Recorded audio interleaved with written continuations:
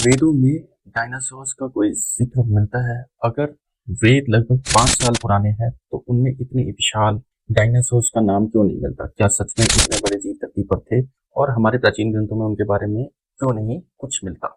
या फिर कहीं इतिहास का कुछ हिस्सा छूट गया है? और आज हम इसी सवाल पे सच समझने की कोशिश करेंगे। बहुत लोग सोचते हैं कि वेद इतने पुराने हैं तो उनमें डायनासोर्स का जिक्र क्यों नहीं था, लेकिन यहीं से शुरू होता है सबसे बड़ा कंफ्यूजन, क्योंकि साइंस हमें कुछ और बताता है। साइंस के अनुसार डायनासोर्स अराउंड 6.5 करोड़ साल पहले धरती पर खत्म हो चुके थे और इंसान की सभ्यता शुरू हुई उसके बहुत बाद। यानी जब इंसान ने समाज बनाना शुरू किया तब तक डायनासोर धरती से गायब हो चुके थे। और वेद की रचना हुई लगभग कुछ हजार साल पहले। यानी डायनासोर्स और वेद के बीच में करोड़ों सालों का अंतर है, इसलिए वेद में डायनासोर्स का जिक्र नहीं मिलता। क्योंकि जब वेद लिखे गए तब तक डायनासोर्स का अस्तित्व था ही नहीं।